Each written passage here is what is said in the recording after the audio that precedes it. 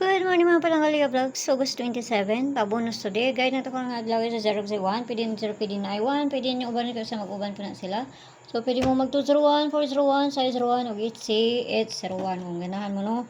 Kung di mo ganahan, ayaw nyo abayin or na sa inyo, ha? So, mamasin sa takrang nga adlaw, ani. So, na po yung maayo, ani ron.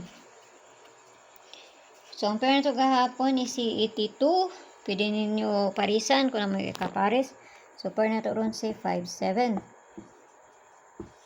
570, 571, 572, 573, 574, 575. Ang sunod niya, 577, 578, o C579. So, nakapares na siya dito sa Inday. At tuanin nyo dito, basta ganahan mo. Di mo ganahan, ayaw nyo abayahan. Narana sa inyo, ha. Kaya pamasin na nga ako, So, makating tagpabunus dito. Kaya para dali rata. Ay, pabunus din na to gahapon. Is si kuan ito. Pabunus to gahapon, no?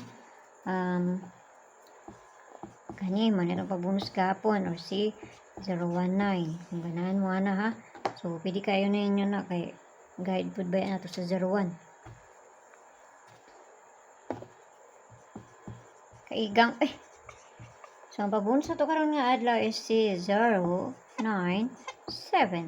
Pabali niya is si basta ganahan mo niya, huwag di mo ganahan ayun yung abayin, na sa inyo, pamasa na niya ako, matikay balong silang bulaw na ni. So, kung dool, abay, huwag layo sa paminaw ninyo, ayun yung abay, kay pamasa na niya ako, So, kung nara kay mo rin adres ako, ayaw kayo mo pagpalabi, ginagmay lang, no? So, pwedeng igang, Kabi kay igang. Kaulan nun, mantingali. Okay, so kanira, adoran nyo ang pamaras dito sa bispo na ito kung mga adlaw nga 5-7 sa Inday. Say maayo ron nga adlaw. Makakuan baka ta, o dili, wa, dyan tayo mahimo ani, no? Okay, so ang perang tanan, huwag may buntag sa inyo. Bye-bye.